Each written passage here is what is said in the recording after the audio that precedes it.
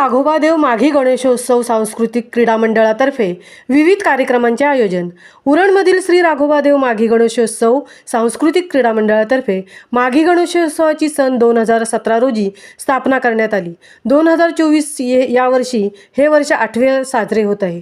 उरण कोटगावचे जागरूक देवस्थान राघोबादेव म्हणजे कोटगावचे आराध्य।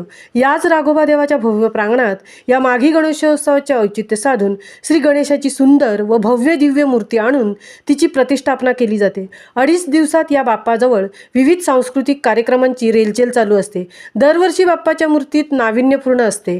भव्य मूर्ती सोबतच आकर्षक देखाव्याने डोळ्याचे पारणे फिटते। याही वर्षी दिनांक 22 जानेवारी रोजी अयोध्येत श्री रामलल्लांच्या मूर्तीचे प्राण प्रतिष्ठापना सोहळा मोठ्या भक्तिभावाने साजरा झाला होता।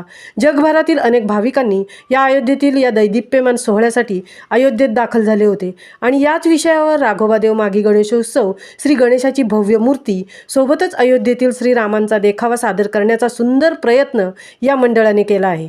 या सोहळ्याच्या निमित्ताने मंगळवार दिनांक 13 रोजी सकाळी 9 वाजता मूर्तीची स्थापना व पूजन, रात्री 10 वाजता मूव्ही शो सौजन्य राघोबादेव एंटरप्राइजेस उरण, बुधवार दिनांक 14 रोजी मोफत नेत्रचिकित्सा तपासणी व रक्तदान शिबिर, सायंकाळी 4 वाजता महिलांसाठी हळदी कुंकू, सौ हर्षदा हेमंत भोमले व कुमारी भार्गवी भोमले यांच्याकडून वाण म्हणून भांडी, तर सायंकाळी गणेशनाथ भजन मंडळ मोठी जुई सौ हर्षदा हेमंत भोमले यांच्याकडून, तसेच रात्री 9 नंतर नितेश पंडित प्रस्तुत ऑर्केस्ट्रा रत्ने महाराष्ट्राची।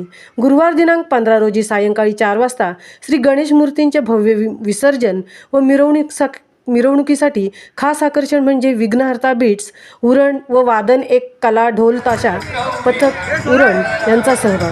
श्री राघोबादेव माघी गणेशोत्सव सांस्कृतिक क्रीडा मंडळातर्फे घेण्यात येणाऱ्या गणेशोत्सवाचे कार्यकारिणीमध्ये प्रमुख सल्लागार रविशेठ भोईर, उरण तालुका भाजपा अध्यक्ष व उरण नगर परिषद नगरसेवक, संस्थापक अध्यक्ष हेमंत भोमले, भाजपा ओबीसी मोर्चा अध्यक्ष व आघाडी सेल तालुका यांच्या व त्यांचे सहकारी, कार्यकारिणीचे इतर सदस्य यांच्या विद्यमाने हा सोहळा दरवर्षी अत्यंत नियोजनबद्ध व सांस्कृतिक कार्यक्रम, सामाजिक बांधिलकी जपून साजरा केला जात असतो। महामुंबईसह तृप्ती भोईर, कोटगाव, उरण।